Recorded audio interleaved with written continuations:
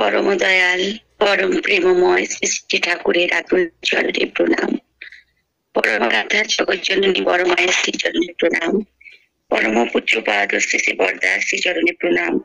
পরম পূজ্যপাদ শ্রী শ্রী আচার্য দেবের শ্রী চরণে প্রণাম। পূজনীয় অবিন্দাদার শ্রী চরণে প্রণাম। ঠাকুর পরিবারের সকলের চরণে প্রণাম জানাই।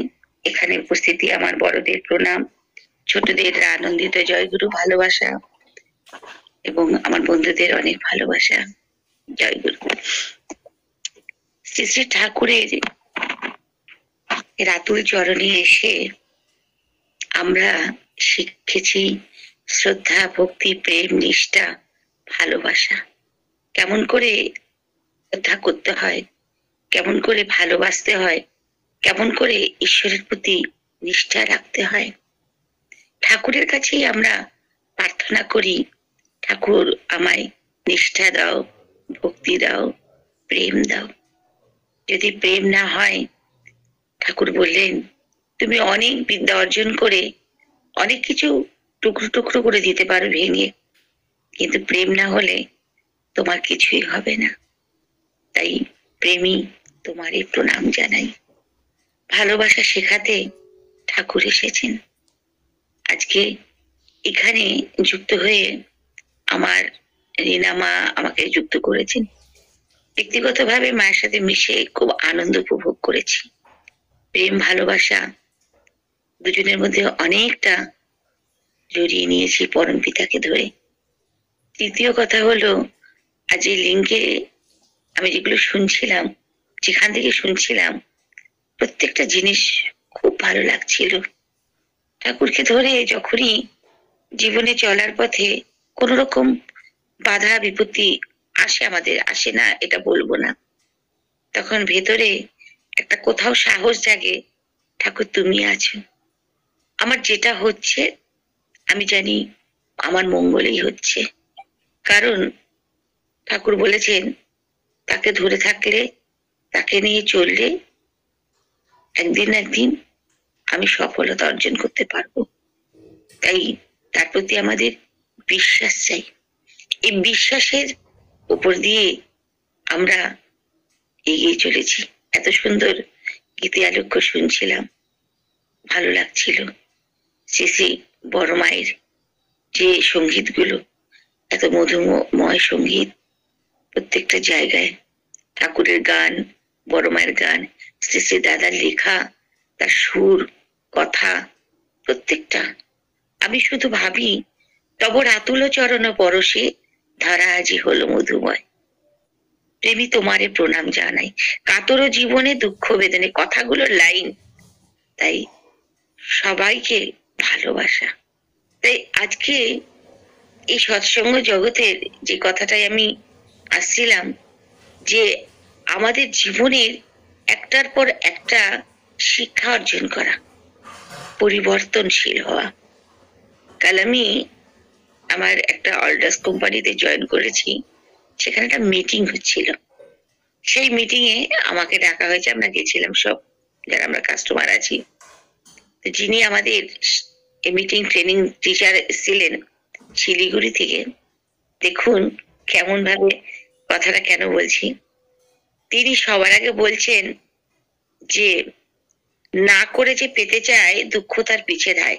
আপনাকে জীবনে কর্ম করতে হবে, খাটনি করতে হবে। আপনি যদি না খাটেন তাহলে আপনি জীবনে এগোতে পারবেন না। তাই জীবনে আর কিছু দিয়ে পাওয়া, আপনি বলুন তো এখানে কি দিয়ে পেয়েছেন, কি দিতে এসেছেন আর কি পেয়েছেন? তিনি আমাদের প্রশ্ন করলো। তখন আমি উত্তরটা দিলাম, সবাই বসে আছেন, আমি উত্তরটা দিলাম যে এখানে আমরা এসে ভালোবাসা দিচ্ছি আর ভালোবাসা পাচ্ছি, আর এই ভালোবাসার মধ্যে দিয়ে আমাদের বিজনেসটাকে আমরা এগিয়ে নিয়ে যেতে চাচ্ছি। তিনি খুব খুশি হলেন।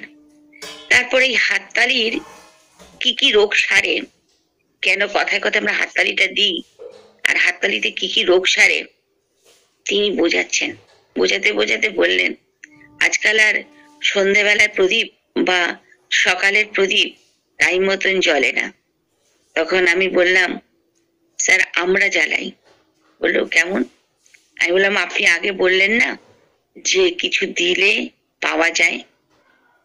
বললেন হ্যাঁ, আমি সেই যিনি বলেছেন পরম প্রেমময় শ্রী ঠাকুর অনুকূল চন্দ্রের দীক্ষায় আমি দীক্ষিত, আমার সাথে কয়েকজন দীক্ষিত মায়েরা এখানে আছেন। তিনি অত মানুষের মধ্যে দিয়ে অহংকার আমি পরম পিতার সন্তান, অহংকার করো তুমি তার সন্তান, আমি এত গর্বিত, এত মানুষের মধ্যে দিয়ে স্যার বলে উঠলেন জয় গুরু। আমি বললাম জয় গুরু, আমার গুরুর জয়, আমার পরম পিতার জয়, যিনি কিনা আমাদের শিখিয়েছেন জীবনের চলার পথ। এই যে বিশ্বাস, বিশ্বাস নিয়ে আচার্যদেব একটা গল্প বলেছিলেন, ছোট করে শর্টে গল্পটা আমি ছাড়ছি। দাদা বললেন যে একজন সাধু গাছের নিচে, ভণ্ড সাধু, সাধুগিরি করে বেড়ান। তো সে বসে বসে লোকের থেকে পয়সা খায়, তাকে রোজ একজন দুধালা দুধ দিতে আসে। বলছেন সাধু, হে বাবা তুমি আমাকে দীক্ষা দাও। বলছে হ্যাঁ দীক্ষা দেব। ঠিক আছে নে, আমি তোকে দীক্ষা দিলাম, তাহলে গুরু মন্ত্র দাও। দীক্ষা দিলে তো গুরু মন্ত্র দিতে হয়। এবার সাধু ভাবছে আমি তো গুরু মন্ত্র জানি না। সে বলল ঠিক আছে নে, ছাগল পাতা খায়, পাতা খেয়ে দুধ দেয়, এটা হলো গুরু মন্ত্র, যা যা বাবা। দুধালাকে পাঠিয়ে দিল। দুধালা গুরুকে প্রণাম করলেন ভক্তি ভরে। তিনি বিশ্বাস করলেন আমার গুরু যেটা মন্ত্র দিয়েছেন এটাই বিশাল। চলে গেলেন। একদিন জল বিশাল বন্যা হয়েছে। আচার্যদেব বলছেন গল্পটা শুনুন, কি সুন্দর, চারিদিকে জল জলাকার। তো কি করে তার প্রভুকে সে দুধ দিতে আসবে সেদিন? তখন বলারে প্রভু তোমাকে গুরুমন্ত্র দিয়েছে, আমি গুরুমন্ত্রে যাই, বিশ্বাস গুরুর উপর। একটা গামছাকে নিল, জলের উপর চোখ বন্ধ করে পেতে বলল ছাগল পাতা খায়, পাতা খেয়ে দুধ দেয়। গামছাটা ভাসলো, দুধালা তার মধ্যে বসলো, গুরুর জন্য দুধ নিয়ে আসলো। তার গুরু দুধটা খেয়ে বললো আরে এত জলের মধ্যে পশু পাখিকে পাওয়া যাচ্ছে না, তুই এলে কি করে? কেন প্রভু, তোমার দেওয়া বীজ নামে গুরু মন্ত্রে আমি চলে আসলাম। হ্যাঁ চলে আসলি, আমার নাম বললি আর হয়ে গেল? বলে হ্যাঁ, যে ছাগল পাতা খায়, পাতা খেয়ে দুধ দেয়, এই মন্ত্র পাঠ করতে করতে আমি তোমার কাছে চলে এসেছি।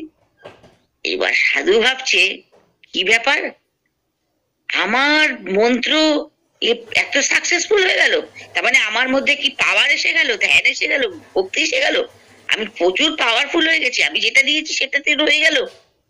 বাহ, এবার আমি ঝাঁপ দিয়ে লোককে একটা অলৌকিক কিছু দেখিয়ে দিই যে আমার ভিতর শক্তি এসে গেছে। তারপরে কি করলো, গুরু ঝাঁপ দিল, ডুবে মারা গেল।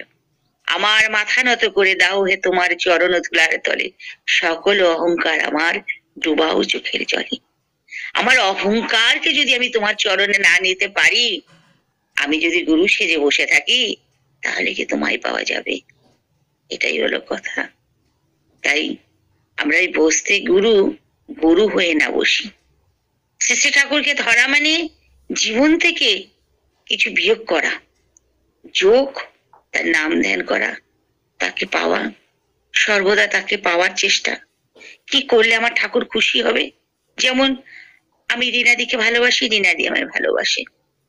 তাহলে রিনাদিকে আমি কেমন ভালোবাসি? আমি ভিডিওটা খুললাম, কেন খুললাম? আমি জানি যে রিনামা ভিডিও খুললে খুশি হবে, তাকে খুশি করার জন্যই আমি ভিডিওটা করলাম। তার মানে কি, আমি তাকে ভালোবাসি। তাই আমার ঠাকুরকে আমি ভালোবাসি, মুখে অনেক কথা বলবো, কিন্তু আমার ঠাকুর যেটা চায় সেটা আমি করব না, তাহলে ঠাকুরকে ভালোবাসা হবে? তাকে ভালোবাসতে গেলে আমার বলা, আমার ব্যবহার, আমার চলা, আমার হাসি, আমার চাউনি, আমার কথা, আমার ভাব, সবটাই তার সঙ্গে মিলিত করতে হবে, তবে কিন্তু তাকে ভালোবাসা যাবে। আমি কোনো কিছু পাওয়ার আশায় ভক্ত হব না। ঠাকুর আমাকে বড় জায়গাটা দাও, বড় আসনটা দাও, স্টেজে আমি যেন বড় বক্তা হতে পারি, ঠাকুর আমি যেন ভালো গায়িকা হতে পারি, আমাকে বড় জায়গাটা করে দাও ঠাকুর, আমার যেন অনেক পয়সা হয়, আমি অনেক পয়সার মালিক হতে পারি। এই কোনো কিছু পাওয়ার আশা থাকলেই পাওয়াটা গোল্লা হয়ে যাবে। আচার্যদেব ঠাউর গল্প করলেন না, একটা কাপে করে গেলাম, যে বললাম আমার এখানে কিছু দাও, বললো হ্যাঁ নাও। বলে তাহলে এর ফাওটা কি দেবে? বলে কি করে দেব? বলে তাহলে এটাকে উল্টাই। কাপটাকে উল্টালো, বলে এবার ফাওটা দাও। যেই ফাওটা নিল, এবার কাপটা সোজা করলো, তার ফাও চলে গেল, আসলও চলে গেল। এই জীবনে ফাওটা নয়, তুমি যেটা চাইছো, তুমি যেটা করতে বলছো, আমি সেটা করব বা করার চেষ্টা করব। একটু চেষ্টা করলে তিনি এত হাত ধরে বসে আছেন, এত। পরম পূজ্যপাদ শ্রী শ্রী দাদা সারাটা দিন মানুষের জন্য। তিনি যখন ব্যথা পেলেন পড়ে গিয়ে, তখন তাকে দোতলায় রাখা হতো, তাকে নাম্বার ব্যবস্থা করে দিতেন, নাম্বার ব্যবস্থার জন্য বারণ করতেন। আচার্যদেব বলতেন যাতে না নামেন বাবা, এবং ওই গেটটা বন্ধ করে দিয়েছিলেন যাতে আমরা কেউ গিয়ে ডিস্টার্ব না করি, কারণ আমাদের দেখলেই দাদা নেমে আসবেন। দাদা বারান্দায় বসে শুধু দেখছেন, একটা মানুষ আসছে না আমাকে দেখতে, কেউ আসছে না। তিনি সারাদিন মানুষ কাঙ্গাল, যেমন আমার ঠাকুর, যেমন পিতৃদেব, তেমনি ছিলেন পরম পূজ্যপাদ শ্রী শ্রী দাদা, তেমনি আচার্যদেব, তেমনি পূজনীয় অবিন দাদা, আচার্য পরম্পরা। যখন তিনি ব্যস্ত হয়ে উঠতেন যে কেউ আসছেন আমায় দেখতে, দরজা খুলে দেওয়া হলো, লিফটের ব্যবস্থা করা হলো, দাদা এসে বসতেন, দাদা কথা বলতেন, দাদা আনন্দ পেতেন। আমরা গিয়ে বসলে আমাদের যন্ত্রণাগুলো দূর করে ভগবান আনন্দ পায়। তাই আমরা মানুষ রূপে সেই ভগবানকে পেয়েছি, যিনি কিনা আমাদের চিন্তা করছে আমরা কি করে ভালো থাকবো। তিনি তো সুখে থাকতে পারতেন, তার তো কোনো কিছু অভাব নেই। যারা ভিডিও গুলো দেয় যে ঠাকুরের এই চাই সেই চাই, তার কিছু দরকার হয় না, তিনি সব পারেন, তবুও তিনি কষ্ট করে আমাদের জন্য বসে। একদিন পরম পূজ্যপাদ বর্তমান আচার্যদেব দাদার কথা বলছি, আমাদের এখন যিনি আচার্যদেব, দাদার কাছে বসে আছি, তাও এটা 1 বছর আগের গল্প, 1-1.5 বছর আগের গল্প। দাদা সবার সাথে কথা বলতে বলতে সুদীপ্তদার কাছে ইশারা করলেন কিছু আনবার জন্য। আমি মনে মনে ভাবলাম যে শ্রী শ্রী দাদাকে দেখতাম একটা জিনিস তিনি খেতেন, মাঝে মধ্যে মুকুনিদা বাবাকে বলতেন, বাবাও নিয়ে যেতেন সেটা। আমি জানি সুপুরির মতন একটা জিনিস আছে, তো তুমি কি খাও? মনে মনে ভাবছি পাশে বসে। আচার্যদেব আমার দিকে তাকিয়ে বলছেন, এত কথা বলি না, গলাগুলো শুকিয়ে যায় জানিস তো, তাই মাঝে মাঝে একটা করে লজেন্স খাই। তাহলে প্রভুকে আমরা কত কষ্ট দিই না, কত জ্বালা দিই না। দেখুন তার কাছে কি বসে, একদিকে অমিত ভাই, একদিকে আমাদের চন্দ্রশেখর দা, একদিকে বাচ্চু দা, হ্যাঁ, কত মানুষের কত নিবেদন আবেদন, অনুপ দাও থাকেন, কত আবেদন নিবেদন তিনি শুনছেন। আমি ভাবি প্রত্যেকের উত্তর তিনি কিভাবে দেন, প্রত্যেকের উত্তর দিচ্ছেন তিনি। এত প্রশ্ন, এত প্রশ্ন, কার মেয়ের বিয়ে হচ্ছে না, কার রোগ হয়ে গেছে, কার শ্বশুর বাড়ি থেকে চলে এসে, কে পরীক্ষা দেবে, কার বাড়িতে রোগ বিসুখ হয়েছে, প্রত্যেকটা তিনি জানা আছে। আবার কারো আসছে নামকরণ করতে, সেখানেও তিনি। কে পারেন? ভগবান ছাড়া এটা কে পারেন? যারা আচার্যদেব দর্শন করার পর চলে যাচ্ছে বাবার মাথায় জল ঢালতে, তারা বোকা। আমি বলবো তারা বোকা। যারা সৎসঙ্গে শ্রী ঠাকুরের সৎসঙ্গ করার পর কালী মন্দিরে চলে যাচ্ছে ভোগে লাইন দিতে, তারা বোকা, তারা ভগবান চেনেনি এখনো। আমার ছেলের গল্প এসে যাচ্ছে, চট করে আমি বলে ফেলছি। আমার ছেলে পাড়ার কালী পুজোতে গেছে, তো দেখুন ঠাকুর কেমন রক্ষা করেন। তা আমার ছেলে ছোট থেকে, ওরা সস্তায়নী নিরামিষাসী, এবং কোথাও কেউ ওদের কিছু খাওয়াতে পারে না। ওরা ওরা সেরকম বুঝে শুনে খায়। ফুচকা খায় না, ফুচকা খায় আমার পরিবেশের একজন সৎসঙ্গী দাদার হাত থেকে ওরা খায়, কোথাও খাবে না। তো ওখানে কালী মন্দিরে পুজো টুজো হয়েছে, নারকল বাতাসা টাতাসা আর কি কি সব আমার ছেলের জন্য নিয়ে এসছে। বলছে নে নে, তুই তো ভেজ খাস, তোর জন্য আলাদা আলাদা ভাবে প্রসাদ নিয়ে এসেছি। আমার ছেলে প্রসাদটা দেখে বলল, এই প্রসাদটা আমি খাবো না, কিছু মনে করিস না, মায়ের প্রসাদ, তোরা খেলে খা, নাই জলে দে। বলছে কেন? বলছে এই জন্যই খাবো না, আমি এখানে এসেছি তোদের সাথে এনজয় করতে, আনন্দ করতে, গান বাজনায় নাচ করতে এসেছি। আমি এখানে, আমার মা কালী আমার ঘরে বসে আছে, আমার ভগবান আমার ঘরে বসে আছে, আমার দর্শন আমার ভগবান ঘরে হয়ে যায়, শুধু তোদের সাথে আনন্দ করার জন্য এখানে এসেছি। আর এই প্রসাদটা এই জন্য খাবো না, প্রসাদটা অনেকক্ষণ খোলা ছিল, প্রসাদের মধ্যে সিঁদুর লাগানো আছে, ওটা খেলে আমার পেটে ইনফেকশন হবে, আমাকে তোরা জোর করবি না, তাহলে বাড়ি চলে যাব। পরবর্তী সময় ওর ওই কথা শুনে দুজন দীক্ষা নিলেন। আমি গর্বিত, আমি ঠাকুর অনুকূল চন্দ্রের দীক্ষায় দীক্ষিত। তাই অহংকার করবি কর জীবনে, আমি তোমার সন্তান, আমার ভিতর আর কোনো ভয় নেই। পরম পূজ্যপাদ আচার্যদেবের দাদা, কত কথা বলবো। আচার্যদেব দাদা বসে আছেন, আমার বাবার এই, এটা আবার 5-6 মাসের আগের গল্প। আমিও গেছি, বাবাও আছে, বাবা দেওঘরেই থাকেন বেশিরভাগ সময়। তো বাবার খুব কাশি, আমি বলছি বাবু তুমি আচার্যদেবের কাছে বসছো না কেন? বলে দাঁড়া না, কাশিটা কমতে কমতে একটু কমেছে, একটু গলাটা খুসখুস করছে, দেখি আজকে 10টার সময় গিয়ে দাদার কাছে বসবো। আমি বললাম ঠিক আছে বসো। তো বাবা 10টায় নাই, বাবা একটু দেরি হয়ে গেছে যেতে, আমি গিয়ে দাদার কাছে বসে আছি। বাবা গিয়ে বসেছেন দাদাকে প্রণাম করে।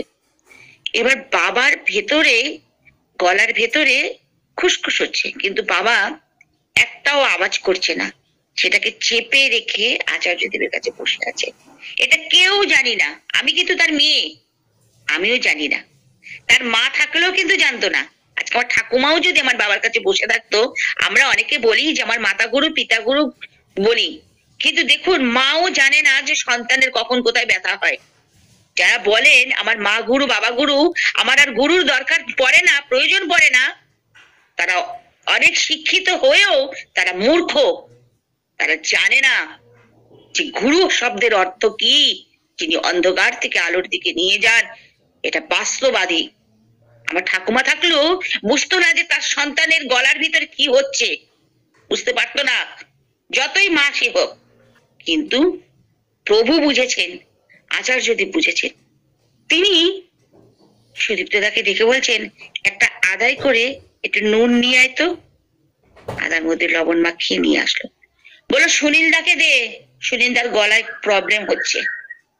আমার বাবার ঝরঝর করে চোখ দিয়ে জল বেরোচ্ছে। বাবা ওটা মুখে দিয়ে বললে বসে আছে, কিছুক্ষণ বাদে বলছেন, গলাটা আরাম পাচ্ছেন তো সুনীল দা? বাবা বলছেন আগে।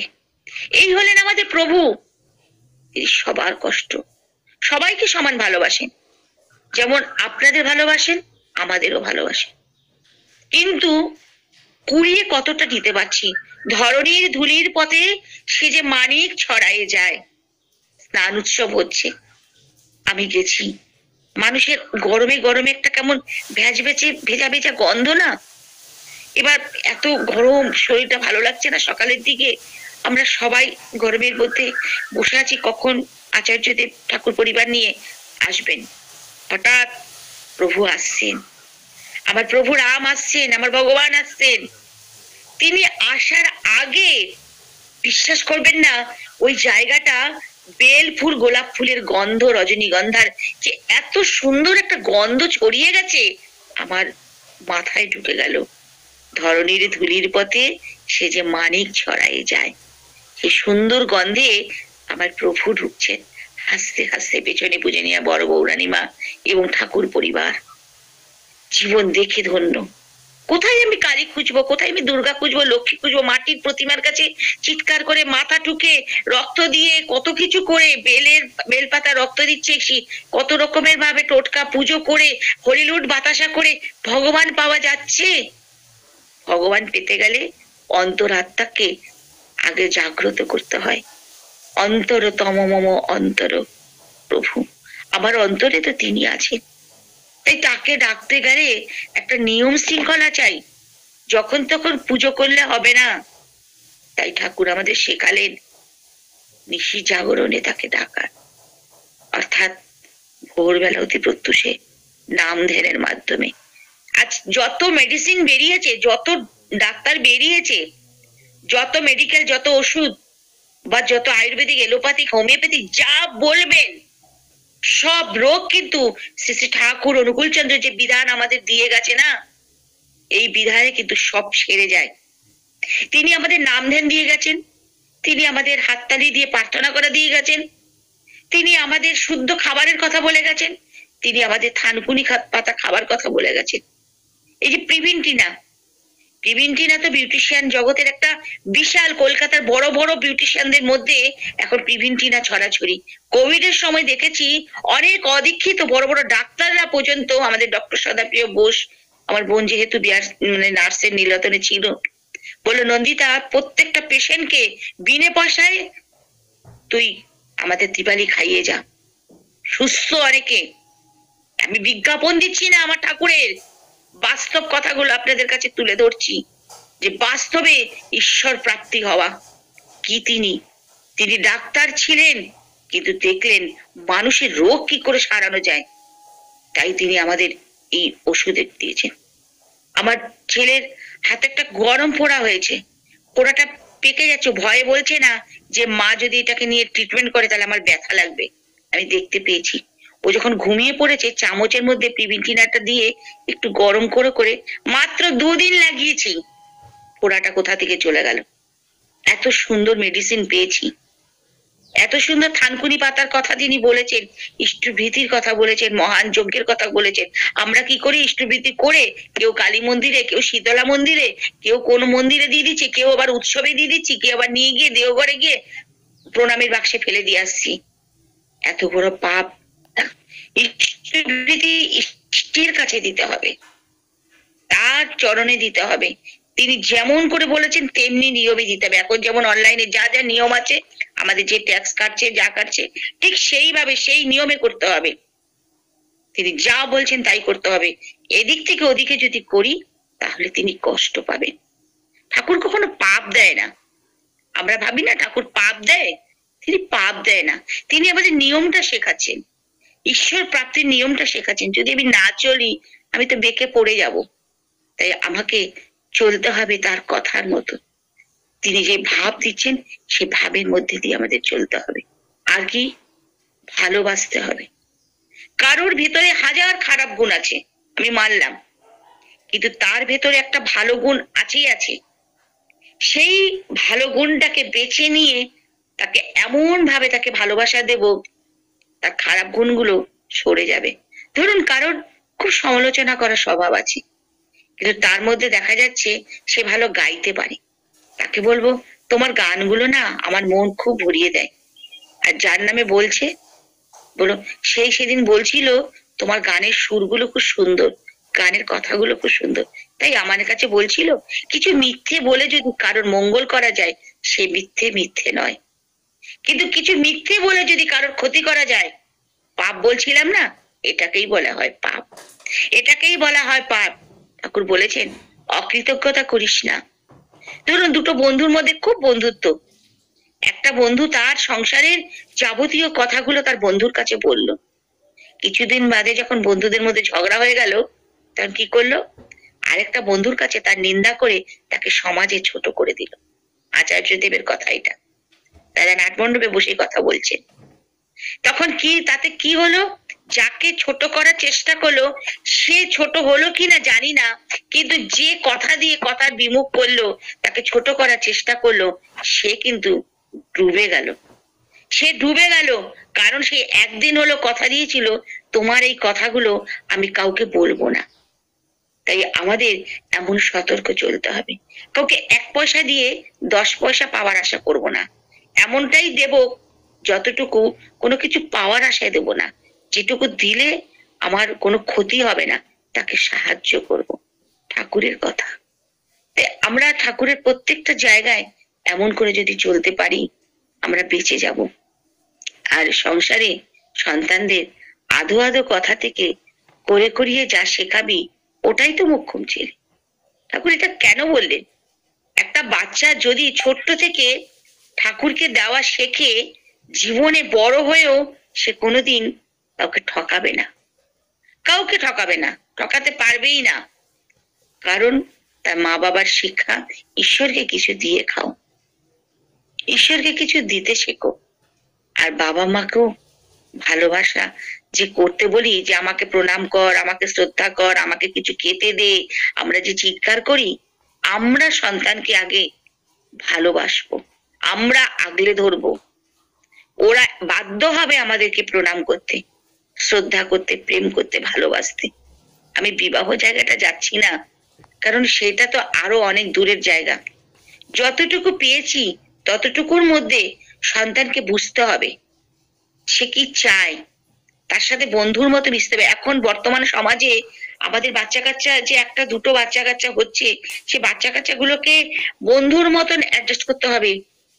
যেমন পূজনীয় বড় বৌরানী মা, দেখবেন আমাদের পূজনীয় অবিন দাদা সবসময় মায়ের কাছে থাকে, মায়ের পাশে থাকে, মাকে নিয়ে চলে, মাকে খুশি করবার চেষ্টা করে, মা কিসে খুশি হন। মা একদিন রিনাদি তুমি কিন্তু ভিডিওটা অন করো, আমি টাইমটা বুঝতে পারবো না। তো একদিন হ্যাঁ শ্রী দাদা বসে আছেন, হয়ে গেছে না, একটু সাক্ষাৎ করে দাও, ঠিক আছে? এইটা বলে আমি ছেড়ে দেবো, বলে ছেড়ে দিচ্ছি। তো একদিন শ্রী দাদার কাছে পূজনীয় অবিন দাদা বসে আছে, আচার্যদেব বসে আছেন। তো শ্রী দাদা সবার দিকে তাকিয়ে, খেলিছ প্রভু বিশ্বলয়ে বিরাট ও শিশু আনমনে, তিনি তো খেলছেন, তিনি খেলা না আমাদের দেখান তিনি। তো শ্রী দাদা আচার্যদেবকে জিজ্ঞাসা করলেন না যে তোমার স্ত্রী কেমন আছে, জিজ্ঞাসা করলেন না। অবিন দাদাকে জিজ্ঞাসা করলেন তোমার মা কেমন আছে। অবিন দাদা বললেন, ছোট্ট তখন, খুব তখন 12-13 বছর বয়স হবে, আগে মা ভালো আছে, মায়ের কাল জ্বর ছিল, মাকে ওষুধ খাইয়ে দিয়েছি, আজকে মায়ের জ্বরটা কম আছে, একটু ভাত খেয়েছে, 2-3 দিন তো মা খায়নি, আজকে মাকে দুটো খাইয়ে দিয়েছি, ওষুধে দিয়েছি, মা এখন ঘুমোচ্ছেন, মা ভালো আছেন এখন। তাহলে পুত্র মায়ের খোঁজের খবর দিচ্ছে। আছে আমাদের এখানে সন্তান, মা রান্না করতে করতে কষ্ট হচ্ছে, মায়ের ব্যথা হচ্ছে, মা পারছে না, মায়ের জ্বালা হচ্ছে, যন্ত্রণা হচ্ছে, মাকে একটু দেখি, মায়ের পাশে গিয়ে একটু খুন্তিটা নাড়িয়ে দিই, মাকে বলি মা তুমি শুয়ে পড়ো, আমি তোমার হাত পাটা টিপে দিচ্ছি, রান্নাটা আমি, পুত্র সন্তান হোক আর কন্যা সন্তান হোক, আমি বলবো না যে বাড়ির মেয়েকেই করতে হবে, ছেলেকে করতে হবে না, ছেলেকেও মায়ের প্রতি দায়িত্ব পালন করতে হবে। আমি ছেলে, আমি রান্না করব না, এটা ভুল কথা, ছেলেকেও দেখতে হবে। এটাই হলো মাতৃভক্তি। এই মাতৃভক্তি আজকে আচার্য পরম্পরা থেকে যদি আমার সন্তানটাকে যিনি অবিন দাদার কাছে ফেলে দিই, তার কাছে নিয়ে যাই, তার কাছে বসিয়ে দিই, তাহলে আমার সন্তান শিখবে মা বাবাকে কেমন করে শ্রদ্ধা করতে হয়, না শিখতে পারবে না। এই হলো আমার ঠাকুর পরিবার, আমাদের ঠাকুর পরিবার। আসুন আচার্য পরম্পরা মাথায় নিয়ে আমি নিজেও যেন চলতে পারি, আর আপনাদের প্রতি প্রত্যেকের মঙ্গল কামনা করি। জয় গুরু।